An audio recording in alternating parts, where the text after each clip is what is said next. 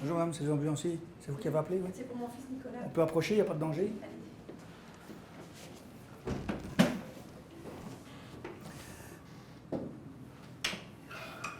Nicolas, réponds-moi Nicolas, qu'est-ce qui s'est passé? Nicolas? Réagis pas Marion. Ouais.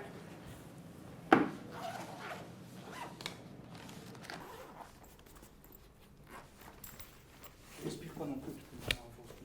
362 pour Soigny. 362 pour Soigny. Est-ce que tu sais m'envoyer un SMUR s'il te plaît? L'enfant il est en arrêt. C'est toujours à la route date entre 25 et 35 à l'école de Jurbis au numéro au local 1.16 s'il te plaît. Ok.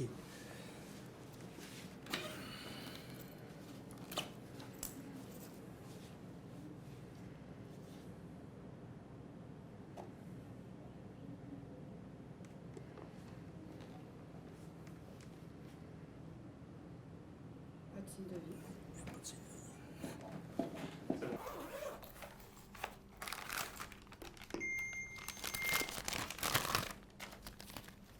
Appliquez les électrodes sur la poitrine nue du patient. Branchez le connecteur des électrodes clignotants.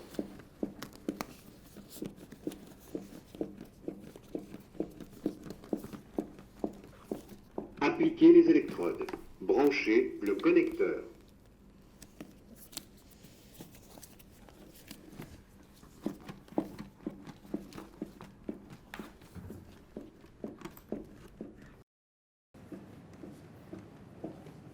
Analyse du rythme cardiaque en cours.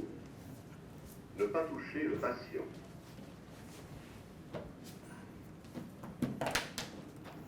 Choc recommandé. Appareil en charge. Attention, je vais Restez choquer. à l'écart du patient. Délivrez le choc maintenant. Appuyez sur la touche orange maintenant. Attention, je choque maintenant. Choc délivré. En pause. 3, 4, Si nécessaire, pratiquez la réanimation cardio-pulmonaire. 12, 13, 14, 15. Ça passe. Ça passe. 1, 2, 12,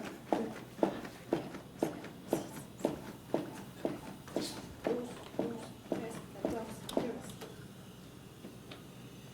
Ça passe. Ça passe. 1, 2, 3, 4, 5, 6, 7, 8, 9, 10, 11, 12, 13, 14, 15. Ça passe. C'est mieux. 3, 4, 5, 6, 7, 8, 9, 10, 11, 12, 13, 14, 15. Ça passe. Ça passe. 1, 2, 3, 4, 3, 4, 5, 6, 7, 8, 10, 11, 12, 13, 14, 15.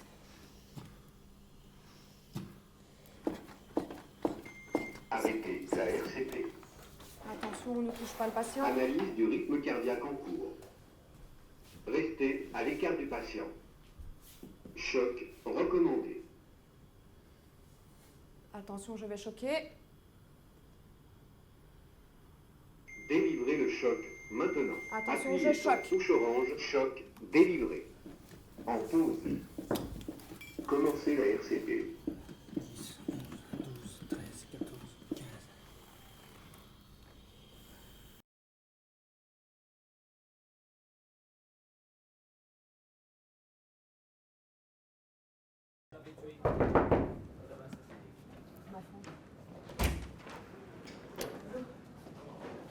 Alors, en arrivant sur place, comme d'habitude, il faut veiller à sa propre sécurité avant de pouvoir s'approcher du lieu de l'accident. Madame, c'est sécurisé, on peut s'approcher? Oui, allez-y. Qu'est-ce qui s'est passé? Pour mon fils Nicolas, j'arrive pas à réveiller.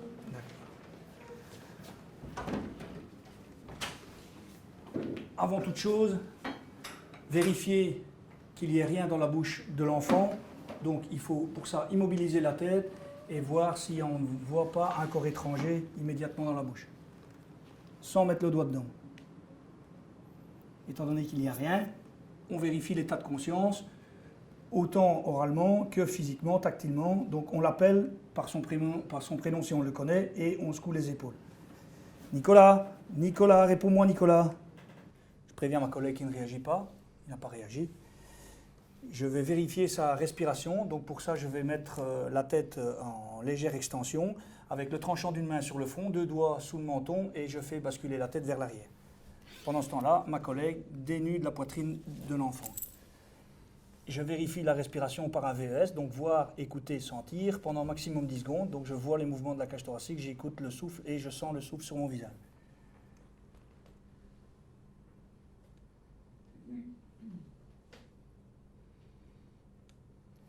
Maintenant que je suis sûr qu'il ne respire pas, je préviens ma collègue en lui disant que j'ai objectivé l'arrêt de la respiration. Marie-Aude, il ne respire pas. Mon collègue vient de confirmer qu'il ne respire pas. Je vais devoir appeler le 112. 362 Mons pour Soigny. 362 Mons pour Soigny. Je te confirme donc un enfant de 6 ans en arrêt. Est-ce que tu peux me confirmer l'appel du SMUR pour la route date 2535 à Jurbis, s'il te plaît? J'ai maintenant besoin de commencer par les 5 ventilations. Donc je vais placer mon pocket mask de façon la plus étanche possible sur le visage de l'enfant et faire 5 ventilations.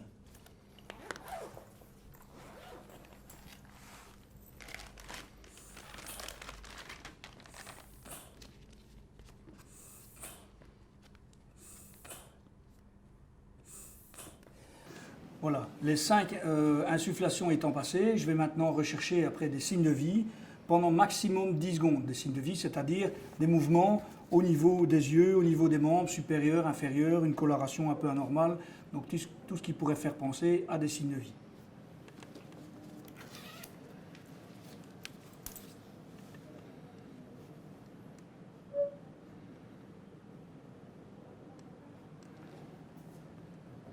Les signes de vie étant absents, je vais maintenant pouvoir commencer les compressions. Donc en plaçant le talon d'une main ou de 2 mains sur le sternum de la victime pour pouvoir effectuer des compressions de minimum 4 cm, maximum 5, 100 coups minutes, maximum 120 et bien relâcher les compressions à chaque fois.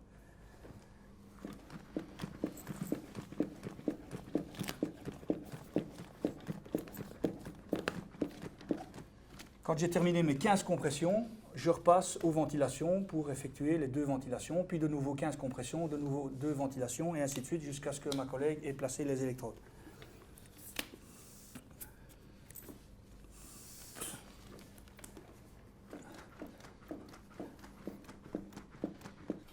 Ensuite, quand j'ai fini de faire l'appel, je vais m'occuper du DEA.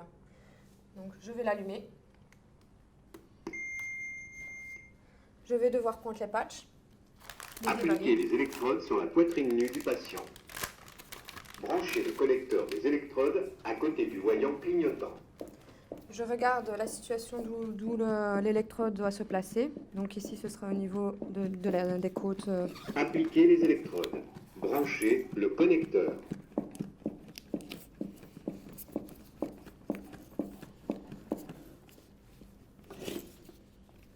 Voilà. Je reprends la deuxième, ce sera sous la clavicule. Appliquez les électrodes. Branchez le connecteur.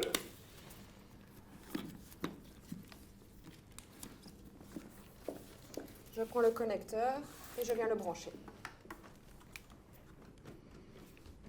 Analyse du rythme cardiaque en cours. Pendant que ma collègue est occupée à assurer la sécurité au niveau du DEA, moi je passe à la tête pour pouvoir commencer à monter le ballon.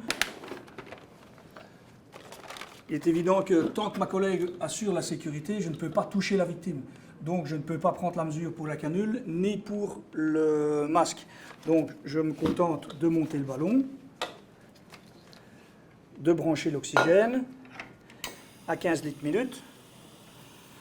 Le sac récupérateur gonfle. Pendant ce temps-là, si ma collègue est arrivée à 15 compressions, je fais 2 ventilations au pocket mask. Ça passe. Ça passe. Je continue le montage du ballon en passant par le choix du masque.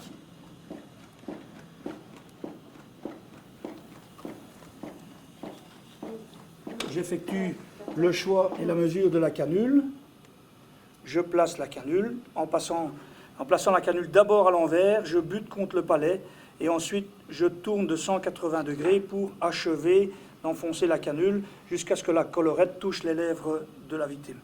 Une fois que c'est placé, je peux maintenant faire les ventilations au ballon. Une Ça passe. et deux. Ça passe.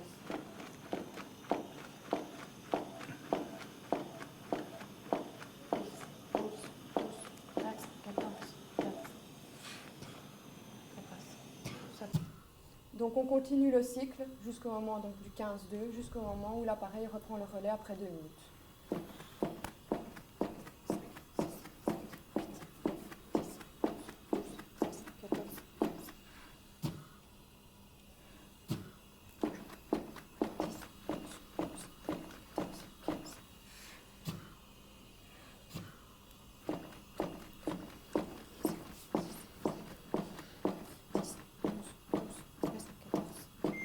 Arrêtez la RCP. Attention, écartez-vous.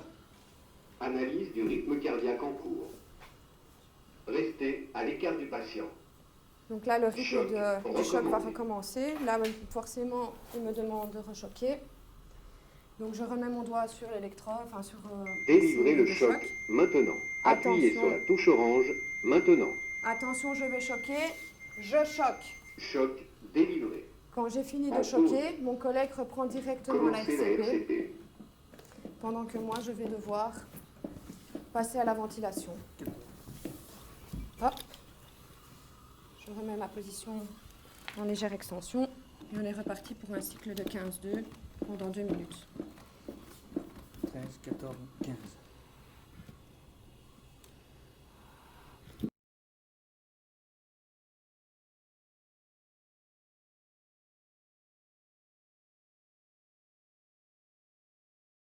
Voilà, dans l'hypothèse où vous faites face à un problème respiratoire chez l'enfant qui est lié à une obstruction, vous le saurez en effectuant vos 5 ventilations.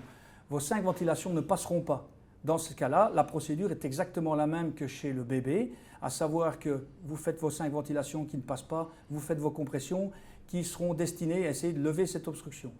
Pendant ces compressions, si vous voyez un corps étranger se présenter à la commissure des lèvres de l'enfant, eh bien vous faites la même chose que chez le bébé, à savoir que vous allez pivoter la tête sur le côté et vous allez évacuer le corps étranger sans mettre les doigts dans la bouche.